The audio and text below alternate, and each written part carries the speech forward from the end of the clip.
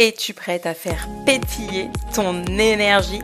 Bienvenue dans La Magie de Magali, le podcast sacré destiné à celles qui sont prêtes à se connecter à leur boussole intérieure, à celles qui sont prêtes à se connecter à leur énergie divine et à vivre une vie pétillante, trépidante, abondante et extraordinaire. Je suis Magali, mentor en transformation énergétique et on commence à pétiller dès maintenant. Éclipse solaire, pleine lune, l'entrée dans l'année du cheval de feu. Les énergies vont nous secouer et j'espère que tu es prêt et prête pour cette semaine intense. Coucou à toi et comment vas-tu? Je suis contente de te retrouver dans ce nouvel épisode. Alors, pour commencer, n'hésite pas à me dire comment tu te sens en ce moment. Eh bien, dans les commentaires ou par message privé, si tu préfères, sur les réseaux sociaux, il n'y a pas de souci. Moi, je le sens, là, depuis hier, que effectivement, ça bouge et ça remue. Et ce que j'avais envie de te partager ici, c'est vraiment à la fois les énergies, comment je les ressens dans l'environnement, mais en même temps, moi, à l'intérieur, tu vois, qu'est-ce que ça me fait vivre en ce moment? Parce que souvent, c'est ça qui est comme le plus parlant, en fait. Je pense que souvent, il n'y a rien de plus parlant que de pouvoir, tu sais, s'identifier à ce que vit quelqu'un et se dire « Ah, mais oui, tu sais, comme les mots que tu partages, c'est tellement ça, donc écoute, eh ben, on y va. » Donc, pour commencer, les énergies du moment, tu vois, elles sont intense d'un point de vue vibratoire. Dans mon épisode de la semaine dernière, je te parlais un petit peu de l'arrivée du cheval de feu et comment l'appréhender. Et je t'invite vraiment à le regarder. C'est pas me regarder, c'est m'écouter plutôt, puisque maintenant je fais que des audios. Mais vraiment à l'écouter pour mieux comprendre le cheval, surtout à travers l'animal qu'il est incarné sur Terre et sa sensibilité. Ça va être quelque chose quand même qui est très important. Et attention, encore une fois, il y a vraiment ce truc de tu peux sentir l'envie, c'est un élan d'aller vers de la nouveauté, c'est comme vraiment de se sentir appelé, de faire des nouvelles choses, mais pour autant, les énergies actuelles, elles t'invitent à vraiment revenir dans ta vérité intérieure. Et ça, c'est hyper important parce que honnêtement, les énergies de la façon dont je le ressens actuellement, c'est que si on ne suit pas sa vérité intérieure, on va vraiment se prendre des crashs en pleine face pendant toute l'année et autant qu'on se le dise, ça va pas être agréable. Alors je sais que cette période actuellement, elle est pas facile à vivre pour de nombreuses personnes et pour moi aussi d'ailleurs, parce qu'on est encore dans la phase un peu de l'entre-deux. C'est pas parce qu'on demain il y a la transition, que demain il y a la nouvelle lune, le cheval de feu, blablabla, blablabla, que miraculeusement on claque des doigts, la clarté arrive et tu sais on va se mettre à créer à la vitesse de l'éclair. Non, non, non, non, non. Moi, ce que j'ai ressenti hier, c'est que si il y a des choses qui n'ont pas tout à fait été réglés. S'il y a des schémas qui persistent mais qui n'ont plus leur place, ils vont revenir sac et net pour être mis en lumière. Et je te le dis vraiment, hier j'ai eu ce truc d'avoir l'impression de tu sais, comme régresser entre guillemets, parce que je sais que c'est jamais une régression mais une invitation, mais il y a quelques années en arrière où j'avais mes pensées qui prenaient tellement de place et d'être vraiment comme submergée émotionnellement, tu sais, je me sentais comme à l'étroit, fatiguée, étouffée. Et puis, tu sais, comme je me suis dit, ok, en fait, c'est quoi l'invitation? Et ça m'a vraiment mis en lumière que depuis l'enfance, j'ai vraiment toujours créé, tu sais, en quelque sorte, des schémas de protection. À travers, notamment, tu sais, de nombreuses pensées qui sont pas forcément c'est comme des pensées négatives, mais vraiment des schémas de pensée un peu qui m'enferment. Et j'ai vraiment eu cette notion de, en fait, quand je me perds dans ces pensées-là, tu sais, j'ai compris qu'il y avait une partie de moi quand j'étais petite qui faisait juste ça en protection. Et tu vois, encore une fois, un schéma, la plupart du temps, quand c'est toi-même qui le répètes intérieurement, c'est pas forcément quelque chose qui est fait pour te les briser là. mais c'est parce qu'il y a des mécanismes de défense au fil de nos vies, au fil de ce qu'on vit, qui se mettent en place. Et ce mécanisme-là, je pense que j'en avais vraiment besoin quand j'étais petite, parce que j'étais quelqu'un de très très sensible, mais sauf que c'était très compliqué pour moi de l'exprimer, de vraiment mettre des mots sur ce que je ressentais et j'absorbais beaucoup de choses qui ne m'appartenaient pas. Et d'ailleurs, ça m'a souvent amené à avoir des soucis physiques comme des douleurs aux genoux, etc. Où tu sais, les médecins ils disaient à mes parents, elle fait du foin, parce que c'est pas vrai qu'elle a mal. Mais en fait, si j'avais mal. Mais il y a un moment donné où tu as certaines douleurs physiques qui parfois ne sont pas, tu sais, comme forcément liées à une blessure ou quelque chose, mais en fonction de là où c'est localisé, viennent mettre en lumière quelque chose de plus profond, de plus émotionnel, de plus énergétique, tu vois. Et hier, j'ai vraiment eu ce schéma où je me suis sentie attirée par aller lire des choses, être beaucoup dans mes pensées, etc. Et vraiment, je me suis dit, mince, mais qu'est-ce qui se passe en fait? Et là, je suis allée explorer et c'est comme, j'ai compris que en ce moment, il y a vraiment dans les énergies, c'est vrai qu'il y a une invitation à créer. C'est vrai qu'il y a une invitation au renouveau. Mais on ne nous demande pas non plus d'aller trop vite. Sauf que, pour l'ego, c'est toujours très délicat la nouveauté. Parce que forcément, ça va créer des peurs. Mais ça fait pas peur parce qu'on n'est pas capable, ça fait juste peur parce que c'est nouveau. Et il y a forcément une partie de nous à un moment donné qui va se dire oui, mais là, si on va vers cette nouveauté, tu sais, comme est-ce que vraiment ça va être bon, qu'est-ce qui va nous arriver, tu sais, tu peux avoir des... Quand je dis des versions de toi, c'est aussi lié à l'enfant intérieur qui viennent recréer un ancien schéma simplement par protection. Alors, c'est vrai que comme ça fait maintenant très longtemps que je pratique l'énergétique, que je le pratique pour moi, je fais pratiquer à mes clientes, etc. Donc, il y a des choses, des fois, que j'arrive à faire toute seule. Et vraiment, hier soir, j'ai pris ce temps de me faire un auto-soin et de demander l'aide de mon gardien d'âme en lui disant, écoute, en fait, aide-moi à comprendre ce schéma et aide-moi à aller voir la version de moi qui a besoin et c'est exactement ce qu'on a fait. Et effectivement, c'était une version de moi dans mon enfant intérieur que j'ai pu aller, en fait, tu vois, vraiment comme, c'est pas consoler, tu vois, mais rassurer. Le mot qui me vient, c'est plutôt rassurer. Et pourquoi je te partage tout ça? Parce que le transit énergétique qui est en train de se préparer, je veux dire, là, ce qu'on vit dans les énergies, ça ouvre vraiment, c'est comme, c'est même pas un portail, tu sais, là, c'est vraiment un truc super puissant. Tu sais, t'as beaucoup d'énergie condensée en même temps. Éclipse, nouvelle lune, tu sais, le cheval de feu. Et tout tend vers le renouveau. Donc, ça veut dire que toi, si tu as l'habitude d'utiliser tes rituels, de planter des graines, etc., c'est comme, tu vas utiliser ces énergies-là pour t'amener vers tes désirs. Mais attention, pourquoi je disais au départ qu'on est vraiment invité maintenant à écouter sa vérité intérieure, sinon ça peut nous cracher dans la face, parce que on en est au point où on s'en va vers plus d'authenticité. On s'en va vers le fait d'incarner.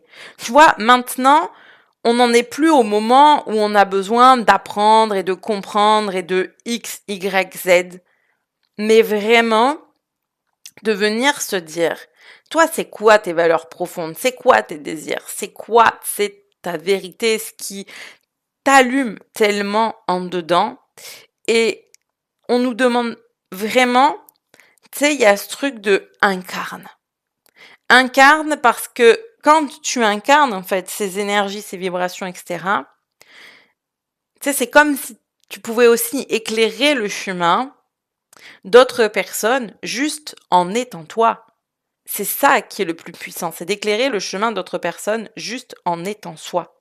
Et je pense sincèrement qu'avec les énergies actuelles, plus on résiste à ça, plus on veut résister à ces changements, plus on veut résister au nettoyage intérieur qui nous est demandé parce qu'on est encore en phase de nettoyage intérieur. Je veux dire, je l'ai déjà expliqué, même dans la nouvelle année, c'est pas parce que tu passes de 9 à 1, c'est pas parce que tu passes du serpent au cheval que boum, tu sais, c'est pas une rupture sèche et nette. C'est en fonction de là où tu en es toi, et c'est pour ça que dans l'audio de la semaine dernière, je parlais beaucoup de tes énergies personnelles, parce qu'elles comptent aussi, en fonction de ce que tu as nettoyé, en fonction de là où tu es actuellement, c'est pas forcément la même chose que le voisin qui t'est demandé. Et la transition, elle continue de se faire. Les énergies, tu sais, c'est comme si elles se croisent, elles s'entremêlent. Donc, une partie de toi est en train de créer, une partie de toi est en train de nettoyer. Tu vois, mais peut-être que tu es encore dans la phase de l'entre-deux. Ou peut-être que tu sens que le nettoyage est en train de se terminer et que tu rentres dans l'énergie de la création. Mais attention, quand tu entres dans l'énergie de la création, tu ne peux pas avoir tout de suite les certitudes que ça va fonctionner. Et c'est là que cette année 2026, elle te demande d'être solide. D'être solide dans ton ancrage, dans ta souveraineté énergétique, dans ta foi, en fait. Parce que plus tu vas être solide et plus tu vas, tu sais, avoir ce truc de, OK, c'est ça mon désir. Je le sens, tu sais, dans mon corps, parce qu'attention, il y a une différence entre le désir qui tu sais, comme qui est dans ta tête et celui, tu sais, qui vibre vraiment dans ton corps. Et donc, on est sur une année qui nous demande de ressentir. C'est comme ressens. Vas-y, laisse ton corps agir comme la boussole qu'il est censé être. Tu sais, comme pour vraiment te guider.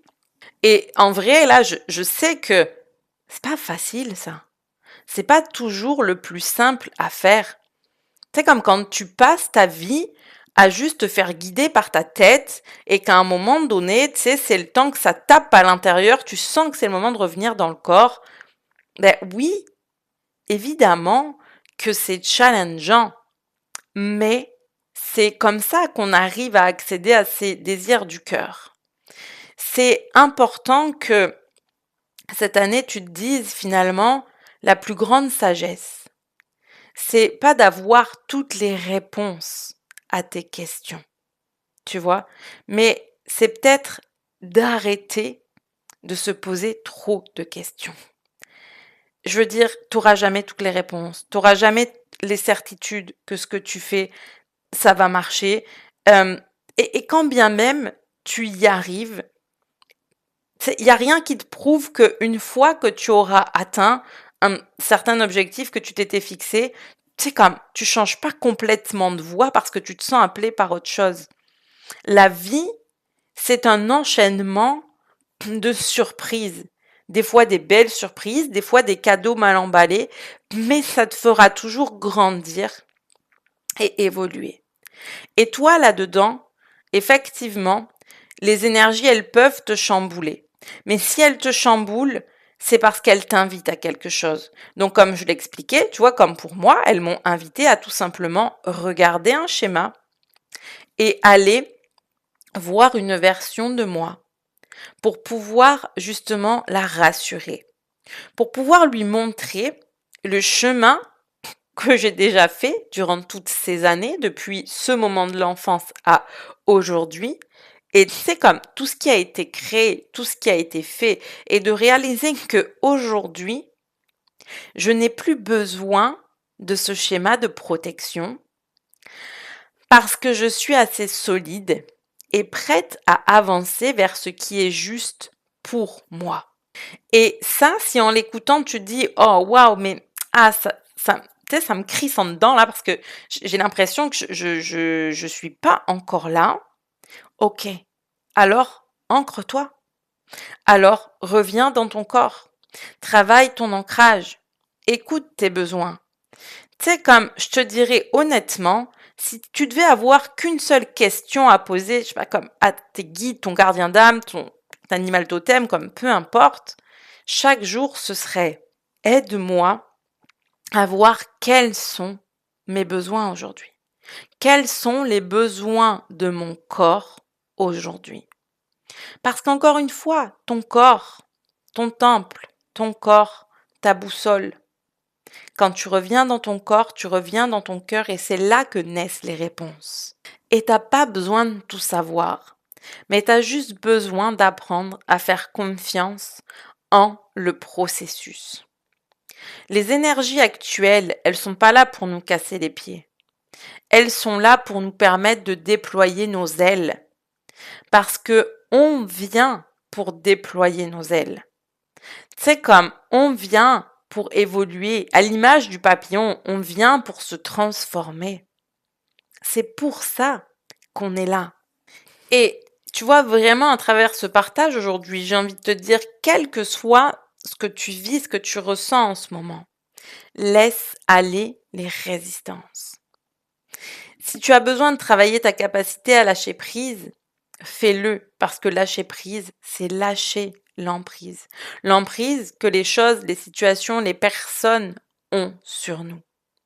Et je sais qu'au bout d'un moment, c'est comme, c'est fatigant d'entendre parler du lâcher prise tout le temps. Mais la réalité, c'est que il faut, à un moment donné, trouver ton équilibre entre je lâche sur ce que je ne peux pas contrôler. Tu vois, toi, par exemple, tu peux exprimer ton ressenti à une personne. Un ressenti émotionnel, quelqu'un qui t'a fait du mal ou quoi que ce soit. Mais ce que tu pourras pas contrôler, c'est sa réaction. Je veux dire, chaque personne sur Terre est responsable de ses réactions. Tu peux toujours réagir à partir d'un état d'ancrage, de pleine conscience, où tu peux réagir à partir de tes blessures. Je pense que le plus important cette année, et c'est aussi pour ça que les énergies sont aussi intenses, c'est parce qu'elles nous invitent à vraiment prendre la responsabilité de ce qu'on vit, de ce que l'on ressent. Parce que, je veux dire, on est responsable de ce que l'on produit sur Terre. Ça passe par la façon dont on se comporte, la façon dont on parle et la façon dont des fois on agit ou on réagit, tu vois. Et c'est important, selon moi, de toujours apprendre à s'observer. Si quelqu'un nous dit quelque chose et que ça nous fait du mal ou ok, est-ce que je choisis de rejeter la faute sur la personne? Ou est-ce que je choisis de tourner le miroir vers moi pour voir ce que ça me dit? Quand je ressens les énergies du moment, est-ce que je choisis de subir les énergies du moment et de me dire que voilà, c'est dans l'air, c'est la faute de l'éclipse, c'est la faute de la lune? Ou est-ce que je choisis de tourner le miroir vers moi pour voir ce que ça me dit? Parce que les réponses, elles seront jamais à l'extérieur. Elles seront toujours à l'intérieur. Et les énergies, aussi intenses soient-elles, seront toujours une invitation à regarder à l'intérieur. Tout est toujours une invitation à tourner le miroir vers soi et à apprendre à regarder à l'intérieur. Est-ce qu'il y a une blessure? Est-ce qu'il y a un schéma? Est-ce qu'il y a une croyance? Est-ce qu'il y a X, Y, Z? Ou est-ce que je m'oublie? C'est comme, des fois tu vas dire, c'est comme à quelqu'un par exemple, ouais mais là, un tel, machin, il m'a oublié. Mais toi, si ça te fait mal, où est-ce que toi-même tu t'oublies? C'est comme des fois on attend que les autres, nous donnent tellement d'amour mais où est-ce qu'on oublie nous-mêmes de se donner cet amour? Et je pense que avant toute chose, il y a cette invitation à continuer de regarder à l'intérieur. Parce que plus j'apprends à faire ce travail, plus je me réaligne sur une fréquence vibratoire qui est la plus juste pour moi. Et plus je vais pouvoir poser pierre après pierre, brique après brique, ce que je souhaite manifester, les désirs vers lesquels je souhaite aller.